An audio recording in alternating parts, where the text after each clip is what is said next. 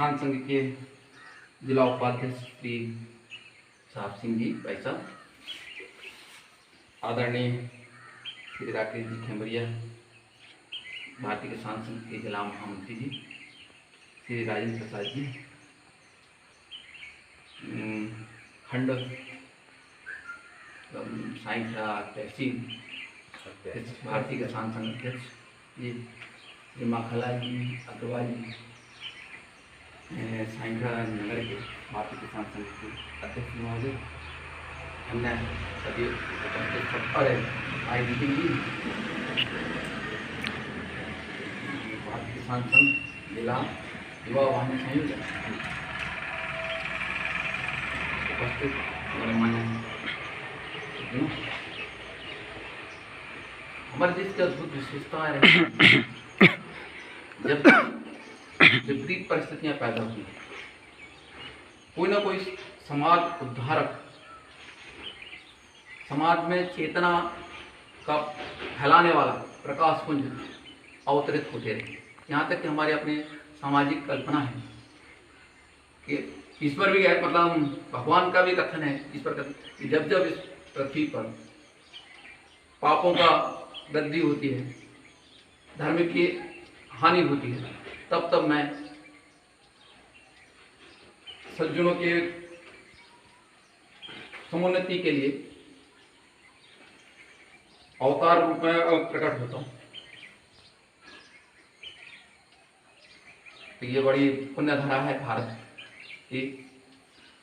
इसी पुण्यधारा में 1875 में बिरसा मुंडा जी का जन्म हुआ और बहुत ही अल्प आयु में हमारे देश में देखने में आया।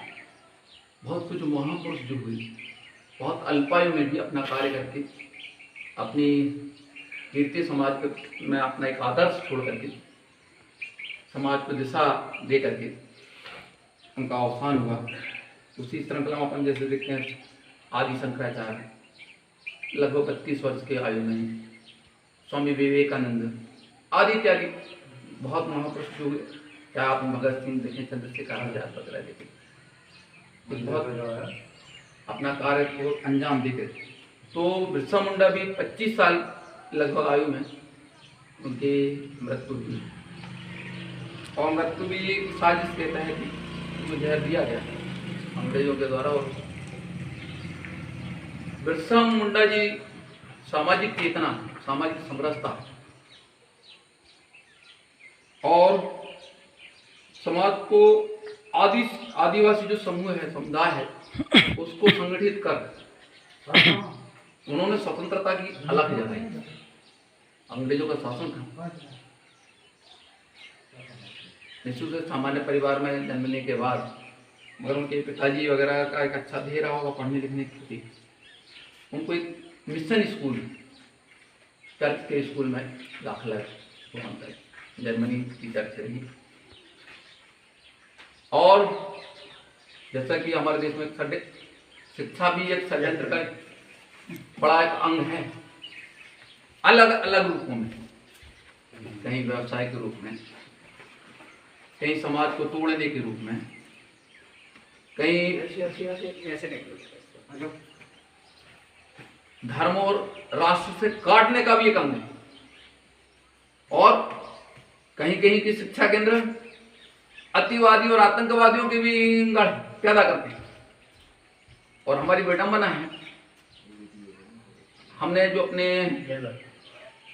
लोकतंत्र गणतंत्र में जो संविधान अपनाया उसमें हमने कुछ ऐसे प्रावधान कर रखे हैं कि उनका नुकसान हम सबको उठाना पड़ रहा है। जैसे अल्पसंख्यक शिक्षा के नाम से हम बहुसंख्यकों की वास्तव में कहीं भी दुनिया में आप देखेंगे, कहीं पर भी किसी समाज देश में बहुसंख्यक के हितों के खिलाफ कहीं भी कोई कदम नहीं उठाया गया। सर्व सुविधाएं जो है बहुसंख्यक समाज को ही प्राप्त होती है।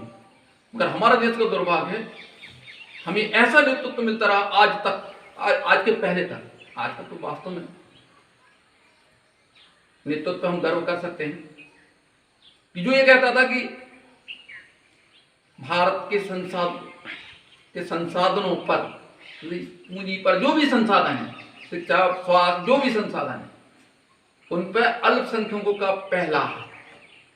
यदि बच्चे खुचे हो तो तुम्हें मिल जाएंगे, नहीं तो हकदार वो हैं। अभी हम दिवाली का मना रहे हैं, हम सबने देखा 14 के दिन अयोध्या में एक ऐतिहासिक कार्यक्रम हुआ, दुनिया वर्ल्ड रिकॉर्ड बना हुआ, 5 लाख कुछ हजार दीपों का प्रज्वलन।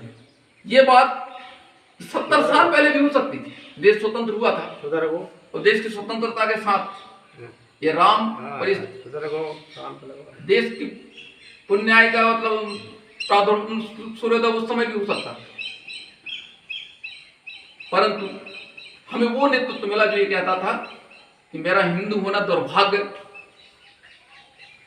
मेरा दुर्भाग्यजनक घटना है।